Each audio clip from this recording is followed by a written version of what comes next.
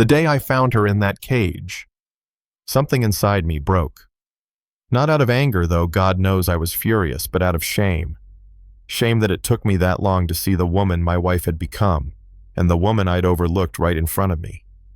My name's Richard Langston, CEO, real estate, Manhattan skyline type of success. You know the type. Polished shoes, quiet power handshake worth 7 figures. But money doesn't make you a man, not if you let your home rot from the inside. I used to think my wife Claudia was elegance incarnate, Chanel scent tailored silk, a voice that could slice through crystal. We married young, climbed the ladder together. But somewhere along the way, she stopped seeing people and started seeing servants. Our mornings became a cold routine. I'd suggest we have breakfast together. She'd scoff, wave me off. "I'm not touching that greasy food your chef makes," she'd say, spritzing herself with perfume that cost more than some people's monthly rent. "Remember when we used to cook together?" I asked her once. She laughed.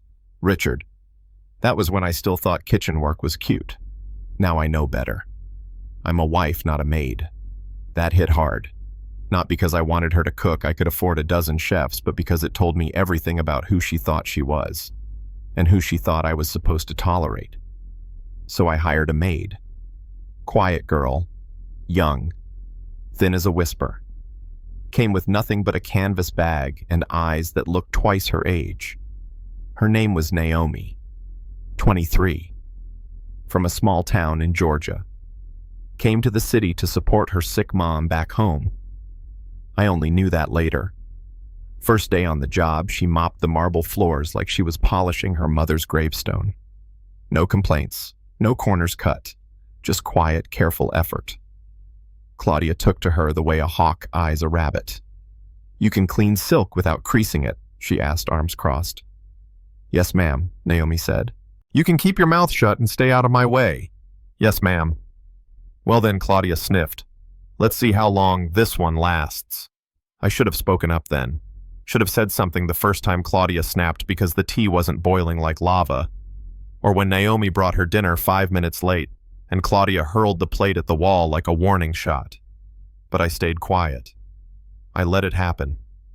Because I told myself Naomi was strong, and I was tired. Until that night. I'd come home from a late board meeting. The sky was bruised purple. I parked, stepped into the garden, and stopped. There in the kennel sat Naomi, curled up like a child. Inside the dog cage.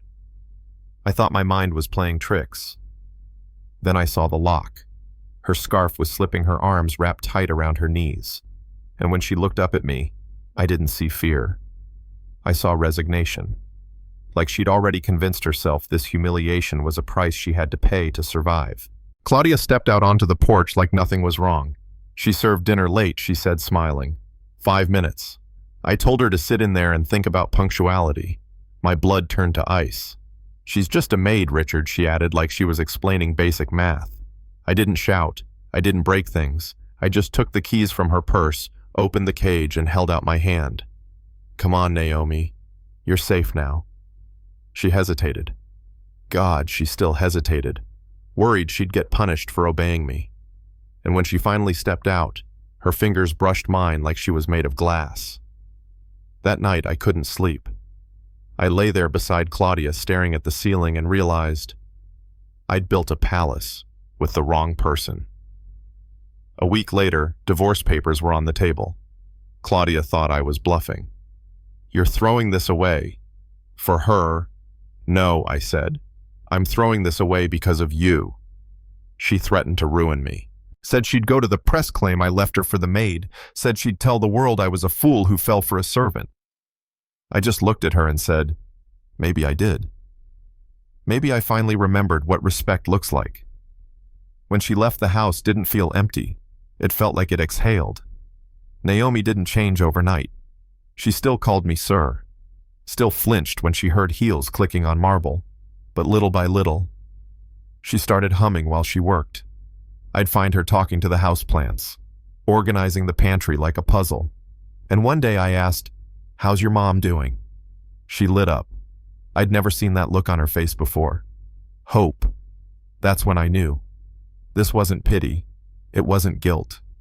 I was falling in love with someone who didn't have to prove herself with labels, who gave more with a smile than Claudia ever gave with a diamond. But I waited. I waited until I knew what I felt wasn't just gratitude. One evening I found her in the garden, bare hands in the soil sunlight in her hair, and I asked her if she'd sit with me. Under the almond tree, I told her the truth, that she'd changed the way the house breathed, that she'd changed me. She said, "I'm just a maid." I said, "No. That was your job. It's not who you are. You're the woman I want beside me for the rest of my life." When I opened the velvet box, her hands trembled, but her voice didn't.